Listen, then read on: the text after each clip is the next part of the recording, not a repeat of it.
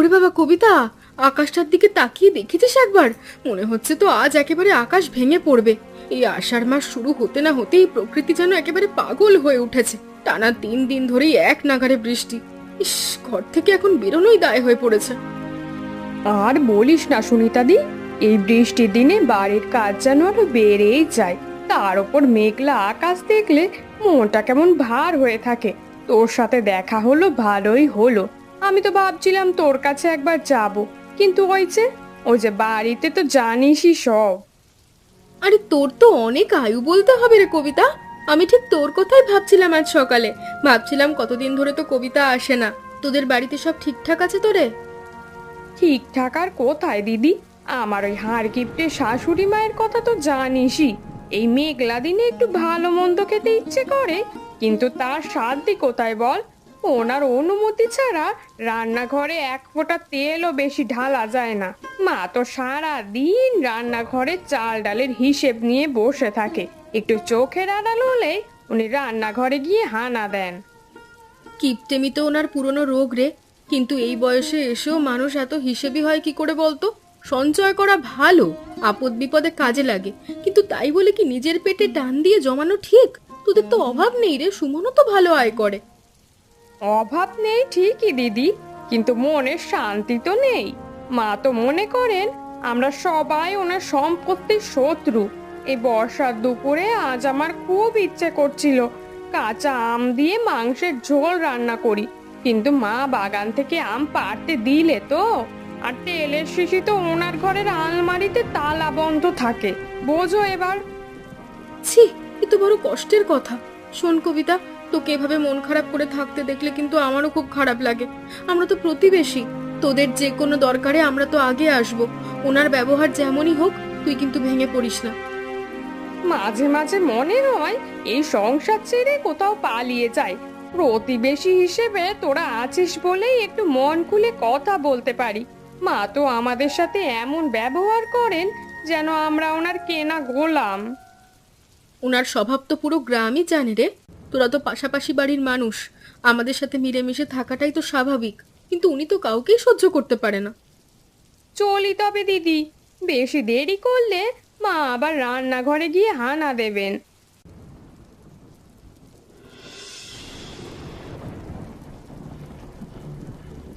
মা, ও মা, তোমার লুচি ভাজা আর কতক্ষণ লাগবে? ঠাকুমা তো ঘরের ভেতরে বসে চেঁচাচ্ছে। ওনার নাকি খুব খিদে পেয়েছে, আর তোমাকে জলখাবার দিতে দেরি হচ্ছে বলে কত কথা শোনাচ্ছে। তোর ঠাকুমা একটু পাড়ায় ঘুরতে গিয়েছিল না? এত তাড়াতাড়ি ফিরে এলো কি করে এই বৃষ্টির মধ্যে?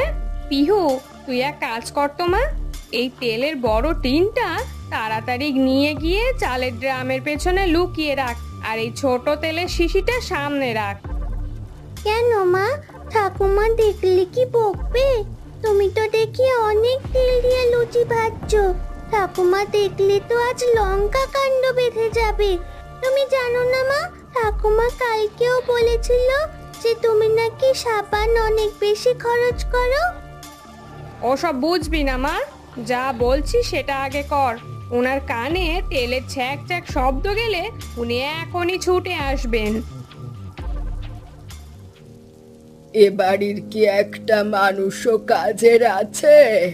ননিকে পাঠালাম কবিতা কখন থেকে রান্নাঘরে বসে আছে দেখতে, এখনো তার দেখা নেই। বলি লুচি ভাজছো নাকি সোনার মোহর বানাচ্ছ? এত দেরি কিসের শুনি? এই যা, ঠাকুমা তো এসেই গেল। মা, আমি এখন কি করব? এ কি কবিতা, এ আমি কি দেখছি? কড়াইতে কি তেলের সাগর ভাসিয়েছো?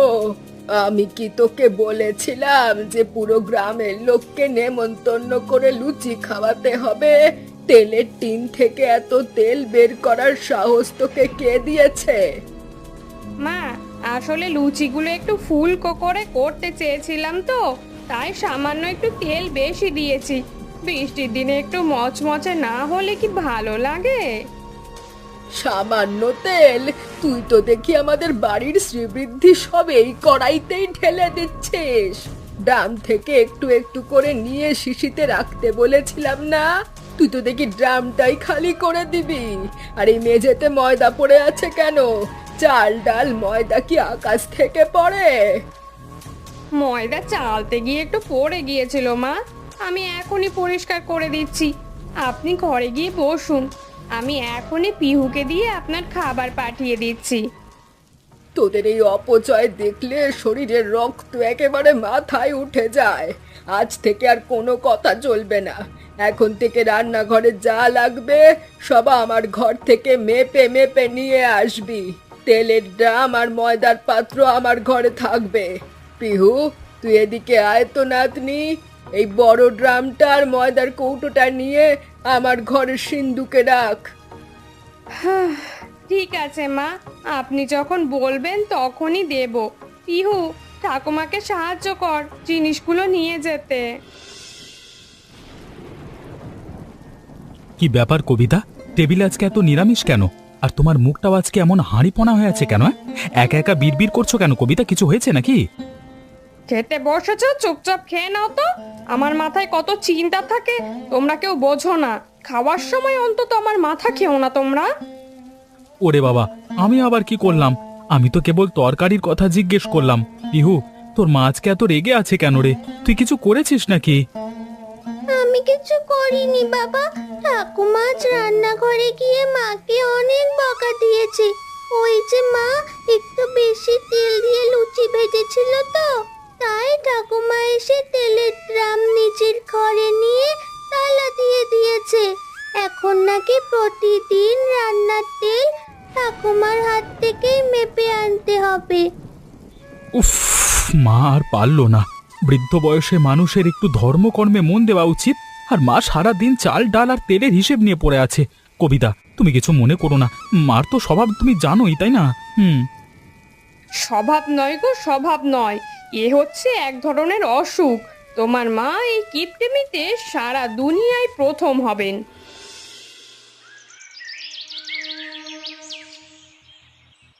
সকাল থেকে বসে আছি, এ বাড়িতে কি কেউ নেই নাকি? এক কাপ চাও কি আজকে জুটবে না?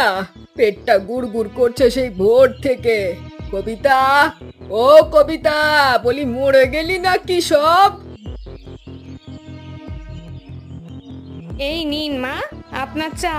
চিনি একদম কম দিয়েছি, যেমনটা আপনি পছন্দ করেন।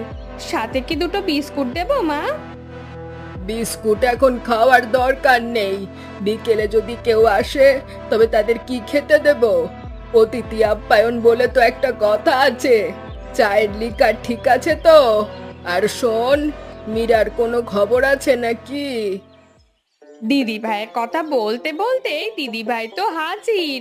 ওই দেখুন, গেট দিয়ে ঢুকছে, হাতে অনেক বড় একটা ব্যাগ। এ কি, মীরা এখানে? এই অসময়ে, তাও আবার এত বড় ব্যাগ নিয়ে? কি ব্যাপার রে মীরা? জামাই আসেনি তোর সাথে? বড্ড তোমার কথা মনে পড়ছিল মা, তাই না জানিয়ে চলে এলাম। বৃষ্টির দিনে একা বাড়িতে মন ঠিক ছিল না। সুমনদার কাছেও অনেকদিন আসা হয়নি, তাই ভাবলাম কয়েকদিন থেকে যাই। কবিতা বৌদি, পিহু কোথায়? এসছিস ভালো কথা, কিন্তু এত বড় ব্যাগ কেন? কতদিনের জন্য এসেছিস? আর সুমনকে তো একবার জানাতে পারতিস। জামাইকে একা রেখে চলে এলি? ও মা, নিজের বাবার বাড়িতে আসবো, তার জন্য আবার অনুমতি নিতে হবে নাকি? আর ব্যাগ বড় হওয়ার কারণ আছে মা, পরে বলছি। মা, খুব খিদে পেয়েছে। বৌদি, আজ দুপুরে কি রান্না করেছো? দুপুরে আর কি হবে? ওই ডাল আর সবজি। আমি তো কবিতাকে মেপে চাল দিয়েছি। এখন তুই এলি, তোর খাবার চাল কোথা থেকে আসবে শুনি? এই কবিতা, চাল ধুয়ে ফেলেছিস? হ্যাঁ মা, চাল তো ভেজানো হয়ে গিয়েছে। এখন দিদি ভাই যেহেতু এসেছে, আপনি না হয় চালের ড্রামটা একবার খুলে দিন, একটু বেশি করে রান্না করি আজ। না না, একদমই না। যা দিয়েছি তাতেই রান্না হবে। ওই ভাতেই সবাই একটু একটু করে ভাগ করে খেলে হবে। মীরা তো আর বাইরের কেউ নয়, একটু কম খেলে ওর শরীর খারাপ হবে না। উফ, নিজের মেয়ের উপরেও এত কৃপণতা! এই বাড়ির এবার একটা উচিত শিক্ষা দিতেই হবে, না হলে মান সম্মান সব ধুলোয় মিশে যাবে এই বুড়ি চোন। থাক বৌদি, তুমি কষ্ট করো না। আমি না হয় মার ভাগের ভাত থেকে একটু ভাগ বসাবো। মা তো আমাদের জন্য সব আগলে রেখেছেন, একটু আধটু ত্যাগে ওনার কিছু হবে না। খবরদার মীরা, আমার খাবারে নজর দিবি না। যা দিয়েছি তাই খা, আর না হলে নিজের খাবার নিজে কিনে নে। আমার সংসারে অপচয় আমি বরদাস্ত করব না।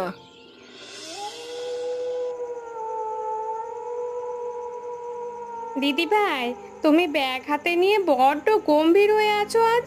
মা তো যা বলার বলেইছে। তুমি কি কিছু নিয়ে দুশ্চিন্তা করছো? কোনো সমস্যা হয়েছে কি তোমার শ্বশুর বাড়িতে? কি বলবো বৌদি, তোমাকে বিশ্বাস করা যায় বলেই বলছি। আসলে তোমার জামাই একটা নতুন ব্যবসা শুরু করেছে। শুরুতে ভালোই লাভ হচ্ছিল, কিন্তু হঠাৎ বাজারে মন্দা আসায় মূলধনের অভাবে ব্যবসাটা একদম বন্ধ হয়ে গিয়েছে। আমাদের অনেক টাকার দরকার এখন। ও মা, এ তো বড় বিপদের কথা। সুমনকে বলেছো কিছু? ও হয়তো কিছু সাহায্য করতে পারবে। সুমনদা তো নিজের সংসার চালাতেই হিমশিম খায় বৌদি। আমি আসলে মার কাছে চাইছিলাম, বাবার করা সম্পত্তির একটা অংশ তো আমার পাওনা আছে। মা যদি ওই পেছনের জমিটা আমাকে দিয়ে দিতেন, তবে সেটা বিক্রি করে আমরা ব্যবসাটা দাঁড় করাতে পারতাম। তুমি মার কাছে জমি চেয়েছো? তুমি কি জানো না মা কতটা সম্পত্তি আগলে রাখা মানুষ? উনি বেঁচে থাকতে 1 ইঞ্চি জমিও কাউকে দেবেন না। ওনার কাছে টাকা মানেই জীবন। বলবো বৌদি, আজ রাতেই বলবো। নিজের পাওনা চাইতে দোষ কি? বাবা তো আমাদের দুজনের জন্যই সম্পত্তি রেখে গিয়েছেন, মা তো শুধু সেটার পাহারাদার। কিসের পাওনা? কিসের জমি? মীরা, তোর তো সাহস কম নয়। তুই আমার চোখের সামনে সম্পত্তির ভাগ চাইছিস বলে আমি কি মরে গেছি নাকি? তোরা শকুনের মতো ভাগ বসাতে এসেছিস? মা, আমি তোমার ভালোই চাইছি। তোমার জামাই বিপদে পড়েছে, এখন তুমি সাহায্য না করলে আমরা কোথায় যাব? ওই জমিটা তো পড়েই আছে। পড়েই থাকুক, ও আমি বেঁচে থাকতে ওই জমির ওপর কারোর ছায়া পড়তে দেব না। তুই টাকা চাইলে সুমনকে বল, আর না হলে জামাইকে খাটতে বল। মা শান্ত হও, মীরা বিপদে পড়েছে বলেই বলছে। তুমি না হয় একটু ভেবে দেখো, ওর অংশটা তো প্রাপ্য। আপনি সুমনকেও চুপ থাকতে বলেছেন মা। এখন দিদি ভাইকে সাহায্য করা কি আপনার কর্তব্য নয়? আপনি কি এই টাকা পয়সা সব সাথে করে নিয়ে যাবেন? চুপ কর কবিতা, বড় বড় কথা শিখিয়েছিস সুমনকে। শোন মীরা, এই বাড়ির একটা কানা করিও তুই পাবি না আমি বেঁচে থাকতে। তোরা কি আমার মৃত্যুর অপেক্ষা করছিস নাকি? ছি ছি ছি ছি ছি, এমন কুলাঙ্গার সন্তান কারোর হয়? ছি, খাবার সময় এই ঝগড়া আমার আর ভালো লাগে না।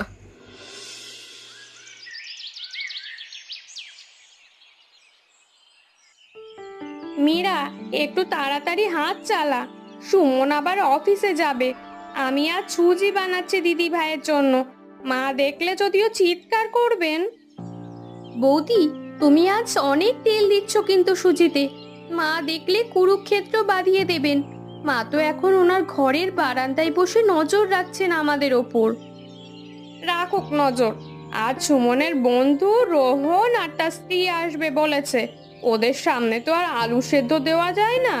মা কিপটেমি করুক, আমি আমার অতিথিদের সেবা করবই। কবিতা, ও কবিতা, বাড়িতে আছিস নাকি রে? আমি এসে পড়লাম। আরে সুনিতা দি, এসো এসো, মীরার সাথে পরিচয় করিয়ে দি। ও দিদি, এত আনন্দ কিসের আজ? তোমার মুখ তো উজ্জ্বল দেখাচ্ছে। আনন্দ হবে না কেন? আজ আমার ছোট ছেলের অন্নপ্রাশন। বৃষ্টি থেমেছে বলে আয়োজনটা আজই করছি। ছোটখাটো অনুষ্ঠান, তবে আমি ঠিক করেছি আজ কাঁচা আম দিয়ে সুস্বাদু মাংসের ঝোল রান্না করব। তোদের সবার নিমন্ত্রণ রইল দুপুরে। বাহ, এ তো দারুণ খবর। কিন্তু দিদি, আমাদের বাড়িতে মা তো এসব প্রতিবেশীর হাতের রান্না খেতেই চান না। উনি বলেন বাইরের খাওয়া মানেই নাকি খরচ আর অসুখ। কে বললোটাকে আমি খাবো না? সুনিতা মা, কি বলছো তুমি? নিমন্ত্রণ করতে এসেছো? হ্যাঁ কাকিমা, আজ আমার ছেলের মুখে ভাত কাঁচা আম দিয়ে মাংসের ঝোল বানাচ্ছি। আপনাদের সবাইকে কিন্তু আসতে হবে। রোহান আর প্রিয়াও ওখানে আসবে। মা, আপনি কি যাবেন? কাল দিদি ভাইয়ের সাথে তো আপনার অনেক কথা কাটাকাটি হলো। ঝগড়া হয়েছে তাতে কি, ঘরের কথা ঘরে, কিন্তু পাড়ার লোকের নিমন্ত্রণ ফেরানো তো অভদ্রতা। আর তাছাড়া বাড়িতে আজ রান্না না করলে চাল তেল সবই তো বাঁচবে। আমি তবে আসি কাকিমা, ঠিক সময়ে পৌঁছে যাবেন কিন্তু।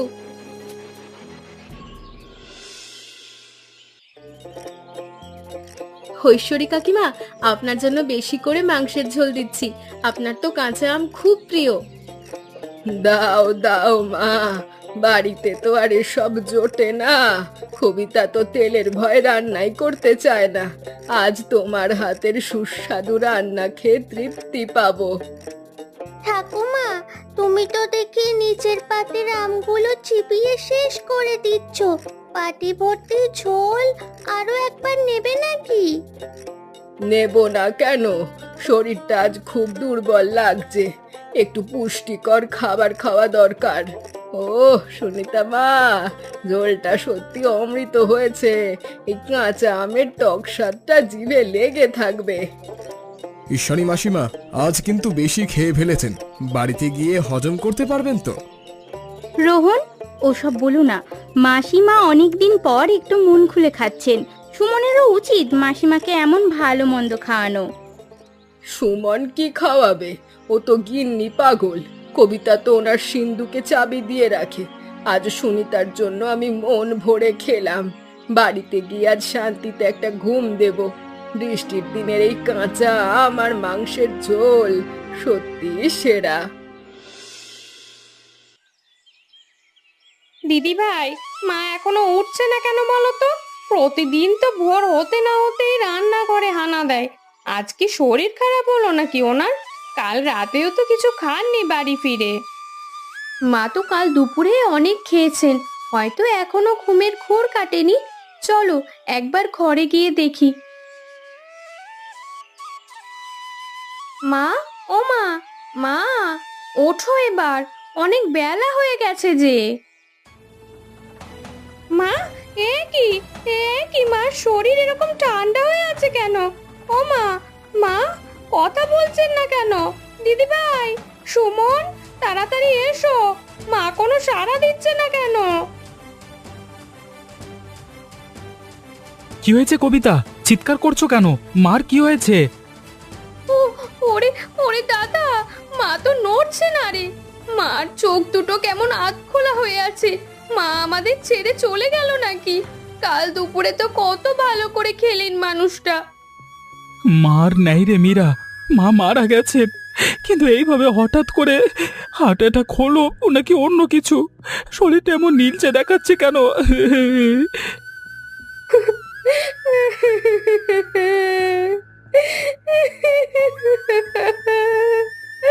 ও মা, মা এ কি হলো? আমাদের বাড়ির প্রাণটাই যে চলে গেল। না, মা আমাদের কত শাসন করতেন, এখন আমাদের কে দেখবে? দিদি ভাই, মা তো কাল সুনিতার বাড়ি এই মাংসের ঝোলকেই ঘুমিয়েছিল। ওরাই কি তবে খাবারে কিছু মিশিয়ে দিল? রোহান আর প্রিয়াকে না জানানো পর্যন্ত আমি মাকে দাওয়া করতে দেব না। আমার মনে হচ্ছে কেউ কেউ মাকে বিষ খাইয়ে মেরেছে। হ্যাঁ দাদা, তাড়াতাড়ি পুলিশ ডাকো। ওই সুনিতাই মাকে মেরেছে। মার সাথে ওনার তো আগে ঝগড়া ছিল ওই বাগান থেকে আম পাড়া নিয়ে। ওরাই নিশ্চয়ই প্রতিশোধ নিল। সুমন, পুলিশ আসার আগে আমাদের রোহন ভাইকে জানানো উচিত। উনি তো গোয়েন্দা, উনি ঠিক রহস্য ভেদ করবেন। সুমন, নিজেকে সামলাও। মৃত্যু তো ধ্রুব সত্য, কিন্তু তোমার মায়ের মৃত্যুটা স্বাভাবিক বলে মনে হচ্ছে না। এই প্রিয়া, তুমি একবার রান্নাঘরের ডাস্টবিন আর মাসিমার ব্যবহার করা গ্লাসগুলো চেক করো তো। রোহান, মাসিমার ঘরে একটা কাঁচের গ্লাস পাওয়া গিয়েছে যাতে সামান্য দুধের অবশিষ্টাংশ রয়েছে। সুমন মাসিমা কি রাতে দুধ খেতেন? হ্যাঁ প্রিয়া, মার তো অভ্যেস ছিল রাতে শোবার আগে এক গ্লাস গরম দুধ খাওয়ার। কালকে রাতেও হয়তো খেয়েছিলেন। কবিতা, তুমি কি কালকে রাতে দুধ দিয়েছিলে মাকে? না তো সুমন, মা তো সুনিতার বাড়ি থেকে খেয়ে এসেই বললেন ওনার পেট ভরে গেছে। আমি ভেবেছিলাম উনি দুধ খাবেন না, তাই আমি আর দিতে চাইনি। তবে গ্লাসে দুধ এলো কোত্থেকে? তার মানে কেউ একজন রাতে মাসিমার ঘরে দুধ নিয়ে গিয়েছিল। আচ্ছা মীরা, তুমি কি মাসিমার জন্য দুধ নিয়ে এসেছিলে? কারণ সম্পত্তির ভাগ নিয়ে মাসিমার সাথে তোমারই সবচেয়ে বেশি ঝামেলা চলছিল। এ কি বলছো রোহন ভাই?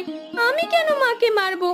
আমি সম্পত্তির ভাগ চেয়েছি ঠিকই, কিন্তু মা তো আমার নিজের মা। আমি কেন ওনার দুধের গ্লাসে বিষ মেশাবো? আমি তো জানতামই না মা রাতে দুধ খান। রোহান, রান্নাঘরের জানালাটা খোলা ছিল। সুমন, তোমাদের বাড়ির চাবি কার কার কাছে থাকে? আর কাল রাতে কি কেউ বাড়িতে ঢুকেছিল বাইরে থেকে? সুনিতা আর তার স্বামী আজ এখানে নেই কেন? ওরা তো প্রতিবেশী। মাসিমার মৃত্যুতে ওদের তো সবার আগে আসার কথা ছিল। এই প্রিয়া, তুমি একবার সুনিতাদের বাড়িতে যাও তো।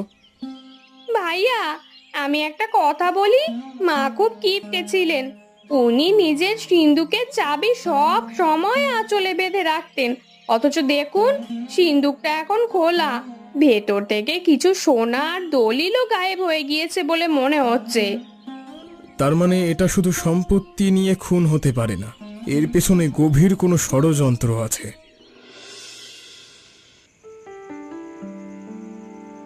রোহান, তোমার কি মনে হয় খুনি এই দুধের গ্লাসটা সরাতে আসবে? আমরা তো সবার সামনেই বলছি এই গ্লাসেই হচ্ছে আঙুলের ছাপ পাওয়া যাবে, যাতে আমরা প্রমাণ পেয়ে যাব। খুনি যদি বুদ্ধিমান হয় তবে সে চাইবে এই গ্লাসটা সরিয়ে ফেলতে। ঈশ্বরী মাসিমা খুব কিপটে ছিলেন ঠিকই, কিন্তু উনি তার বাড়ির একটা গোপন সিন্ধুক কবিতার থেকে লুকিয়ে রাখতেন। কবিতা হয়তো সেটা জেনে ফেলেছিল। আর পালানোর পথ নেই। আমরা জানতাম তুমি আসবে কবিতা। শাশুড়ির কিপটিমি সহ্য না করতে পেরে তুমি ওনাকে চিরতরে সরিয়ে দিয়েছো। না, আমি কেন মারবো? আমি আমি তো ওনাকে শ্রদ্ধা করতাম। সুনিতার ঝোল মাংস খেয়েই মা মারা গিয়েছেন। আমাকে কেন দোষ দিচ্ছ? কবিতা, গ্লাসের অবশিষ্টাংশ পরীক্ষা করে দেখা গিয়েছে তাতে তেলের কড়া গন্ধ ছিল। তুমি শাশুড়ির লুকোনো তেলের ড্রাম থেকে তেল চুরি করতে গিয়েছিলে আর মা দেখে ফেলেছিল, তাই তুমি ওই দুধের সাথেই ওই তেলের বিষ মিশিয়ে দিয়েছো। শুধু তাই নয় কবিতা, সিন্ধুক খোলার সময় মাসিমা জেগে গিয়েছিলেন। তুমি ওনাকে বালিশ চাপা দিয়ে মেরেছো। এই দেখো, বালিশের ওপর তোমার নখের দাগ। তুমি ভেবেছিলে সুনিতার ওপর দোষ চাপিয়ে তুমি পার পেয়ে যাবে।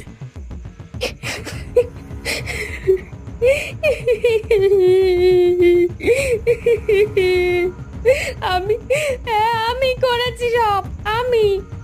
আমি আর পারছিলাম না ওনার অভাবের অত্যাচার সহ্য করতে।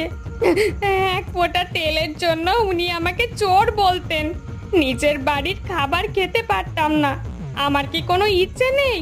ইউকে ভালো মন্দ খাওয়ানোর জন্য আমাকে আজ খুনি হতে হলো। কবিতা, তুমি এত নিচে নামতে পারলে? মার কিপটেমি হয়তো বিরক্তিকর ছিল, কিন্তু মা তো আমাদেরই আপনজন ছিলেন। তুমি শুধু টাকার লোভে মাকে মেরে ফেললে। বৌদি, তুমি সম্পত্তির ভাগ আমাকে দেবে না বলেই কি মাকে মেরেছো? ছি, আমি তোমাকে কত ভালোবাসতাম। সুমন, পুলিশ বাইরে দাঁড়িয়ে আছে। কবিতার এই অপরাধের শাস্তি আইন দেবে। কিপটেমি একটা রোগ হতে পারে, কিন্তু সেই রোগের চিকিৎসা খুন হতে পারে না।